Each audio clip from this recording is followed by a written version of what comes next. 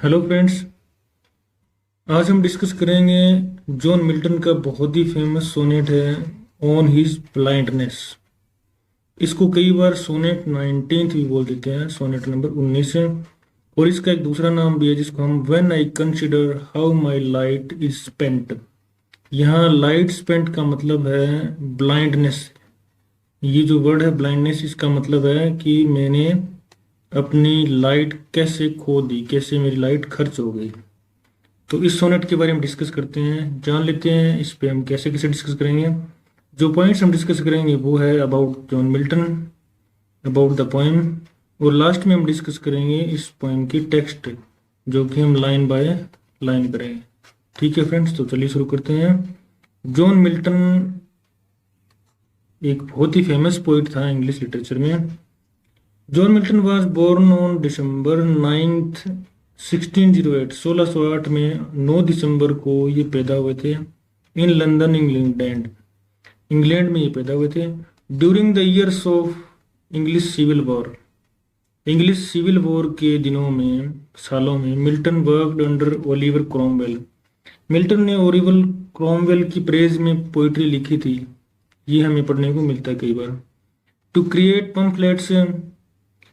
इन्होंने Oliver Cromwell के under में, जब ओलिवर क्रोमवेल उस टाइम पावर में थे, तो उस दौरान इन्होंने पम्फलेट्स लिखे थे एडवोकेटिंग, जिनमें वो वकालत करते हैं फॉर रिलीजियस फ्रीडम, धार्मिक आज़ादी के बारे में, divorce and press freedom. Press freedom के बारे में भी इन्होंने कुछ लिखा था और डिवोर्स पे भी लिखा था। इट वॉज इन 1651 एंड 52, मतलब 1651 और 1652 that Milton became completely blind. 1650 के आसपास ये अंधे होने शुरू हो गए थे, ब्लाइंडनेस की तरफ बढ़ चले थे, और 1652 में ये कंप्लीट हो गए थे। उसके बाद में इन्होंने क्रिएट एपिक्स की कंपोज की। अब कुछ के मन में ये सवाल होगा कि अंधे होने के बाद में कैसे लिखा, तो इन्होंने हेल्पर लिया, उसको बोला और वो लिखता गया। यही काम इन्होंने पैराडाइज लॉस्ट और बाकी जो बुक्स हैं उनमें किया था। क्योंकि इन्होंने ओलिवर क्रोमवेल के टाइम में उनकी फेवर में रिलीजियस फ्रीडम के बारे में लिखा था, प्रेस फ्रीडम के बारे में लिखा था, तो जब चार्ल्स सेकंड पावर में आए, Charles second arrested Milton in 1660 में, 1660 में इन्होंने अरेस्ट कर लिया। Came to the throne and lived out the rest of his life in the country, secluded from the world, working on his great epic Paradise Lost। 1660 में इन्होंने इसको arrest कर लिया। उसके बाद में इन्होंने अपनी पब्लिक लाइफ को अलविदा कह दिया, सोशल लाइफ को, और ये एकांत में रहने लग गए, और इन्होंने अपने एकांत में एक एपिक पे काम करने लग गए, और एपिक का नाम था the Paradise lost.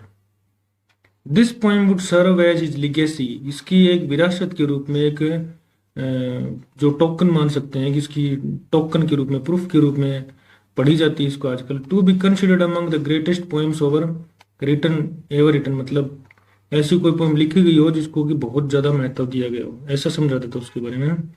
His major works हैं पैराडाइज लॉस्ट, ये लूसीफर और सैटन, एडम्स और ईव, उसकी कहानी है, बहुत जबरदस्त है, और ये 12 बुक्स में है। ठीक है फ्रेंड्स, और बहुत शानदार लिखी हुई है। इसको पढ़ना कभी मौका मिले तो इसमें मैं वीडियो बनाऊंगा आगे टाइम निकाल के। पैराडाइज लॉस्ट हो गया। उसके बाद में एक फ्रेंड ने कहा कि what about the paradise regain, मतलब कि रीगेन, उसको रीगेन कैसे करेंगे, फिर से प्राप्त कैसे करेंगे। पैराडाइज लॉस्ट तो कर दिया तूने, अब इसको रीगेन कैसे करेंगे। तो एक फ्रेंड के कहने पर उन्होंने पैराडाइज रीगेन एक सेकंड बुक लिखी। एल एलेग्रो इन्हीं की एक बुक है, वो बहुत फेमस है। और एल पेनेसरोसो, एल एलेग्रो और एल पेनेसरोसो, इन दोनों की कॉम्बिनेशन रही है हमेशा। ठीक है, ये कॉम्बिनेशन में ही मिलते हैं अपने को। नेक्स्ट अपने बात करते हैं अबाउट द पोएम। पोएम किसके बारे में है? पोएम ये एक ऑटोबायोग्राफी है, जैसा कि हमने देखा। The poem is about the poet's blindness, इसकी खुद की अंधेपन के बारे में है। He began to go blind in early 1650s। 1650 के शुरुआत में वो शुरू हो गया था अंधा होना। इन हिज अर्ली 40s, शुरू के 40s में वो। And this sonnet is his response to his loss of sight and the implications of it has for his life. और ये जो सोनेट है वो इसका रिस्पॉन्स है अपनी जो साइट, उसकी जो साइट का लॉस हुआ है, लॉस ऑफ साइट है उसका, और इम्प्लीकेशंस मतलब इसके प्रभाव है उनकी लाइफ के ऊपर। मिल्टन की लाइफ के क्या प्रभाव रहे इसे ब्लाइंडनेस के ऊपर। Milton's themes in when I consider how my light is spent are quite evident from the beginning. शुरू से ही हमें इसकी थीम्स को अलग से देखना पड़ता है, मतलब स्पष्ट रूप से दिख जाती है, वो बिल्कुल साफ साफ है। दे इंक्लूड फ्यूचर, फ्यूचर के बारे में कंसर्न है, फियर अबाउट द फ्यूचर, और फ्यूचर के ऊपर उनका डर भी है, फ्यूचर कैसा होगा, फ्यूचर के बारे में कंसर्न है। God, religion and writing once career, और खुद के बारे में है कि मैं लिखना कैसे चाह रहा हूँ, कैसे लिखूँ मैं। गॉड और रिलीजन के ऊपर भी इसकी कंसर्न है इस पोएम में। Milton speaks passionately throughout this piece. This piece means this sonnet. इस सोनेट में वो पैशनेटली मतलब पूरे जोशीले अंदाज में वो बोलते हैं about is new found disability, मतलब अपनी जो नई पता लगी हुई उनको अपंगता है, डिसेबिलिटी है, उसके बारे में। He knows he is going blind, Milton को पता है कि मैं अंधा हो रहा हूँ। Worries endlessly about what that means for his future, और बहुत ज़्यादा अंतहीन रूप से वो चिंतित होते हैं कि फ्यूचर क्या होगा मेरा। ही यूजेस फिगरेटिव लैंग्वेज, मतलब वो अलंकारिक भाषा यूज करते हैं throughout the poem to express the fear and he will no longer be able to serve God with his writings. मतलब अपनी कलम से वो भगवान की, गॉड की सर्विस नहीं दे पाएंगे, उनको सेवा नहीं कर पाएंगे। तो उनको इस बात का भी डर है कि वो अब और ज़्यादा सर्विस नहीं कर पाएंगे, अपना डर भी व्यक्त करते हैं, फियर भी एक्सप्रेस करते हैं। Midway through the poem there is a shift that focuses on religion.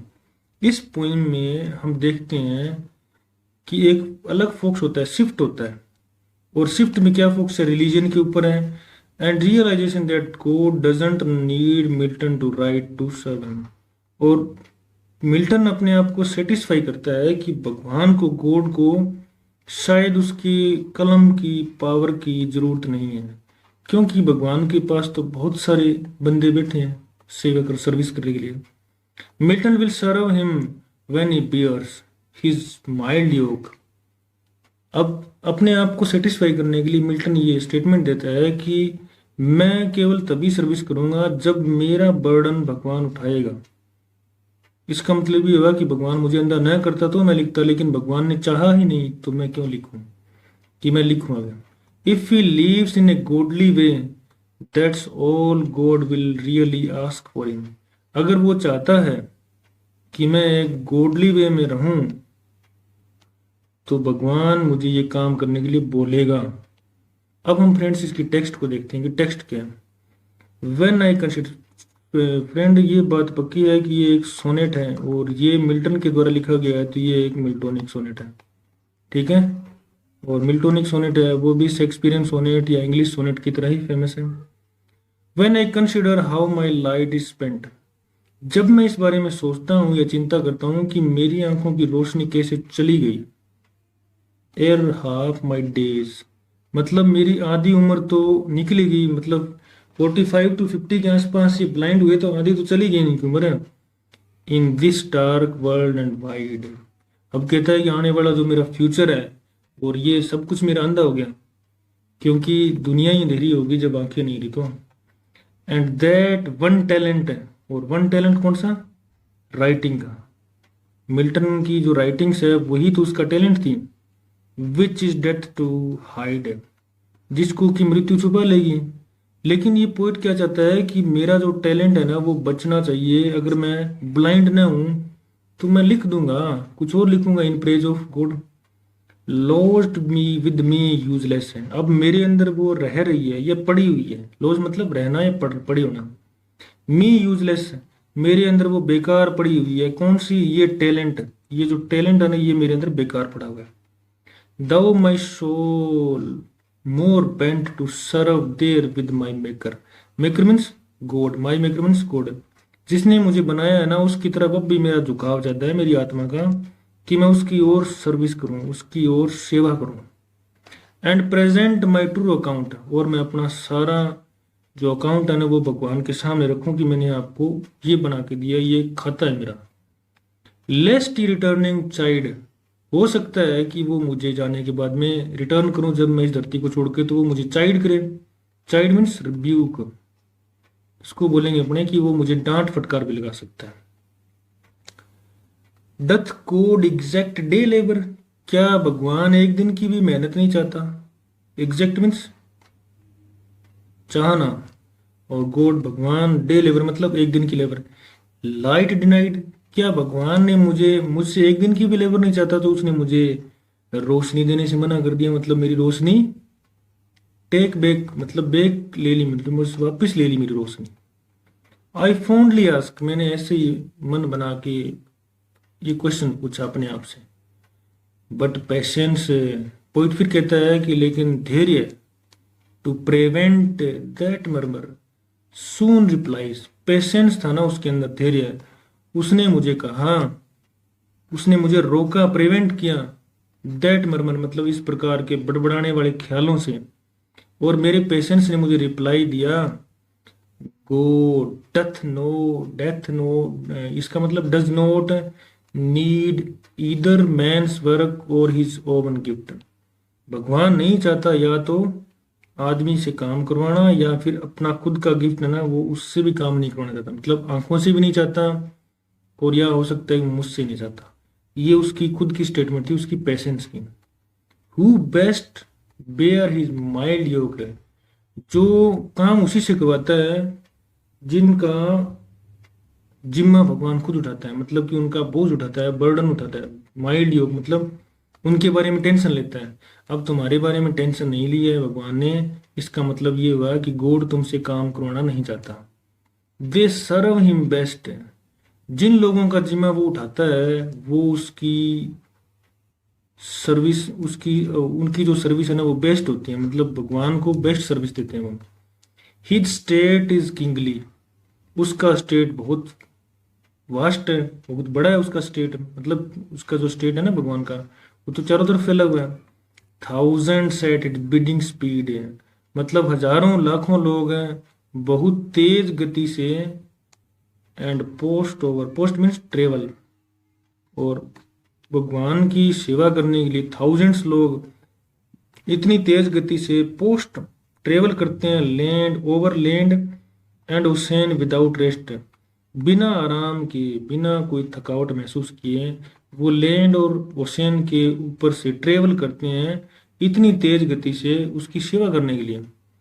Last line अपनी इस पोएम की, सोनेट की, they also serve who only stand and wait, Milton को समझाने के लिए उसकी जो पेशेंस है वो एक स्टेटमेंट देती है, वो ये है कि वो लोग भी तो सर्व करने के लिए तैयार हैं जो कि खड़े हैं और जो वेट कर रहे हैं।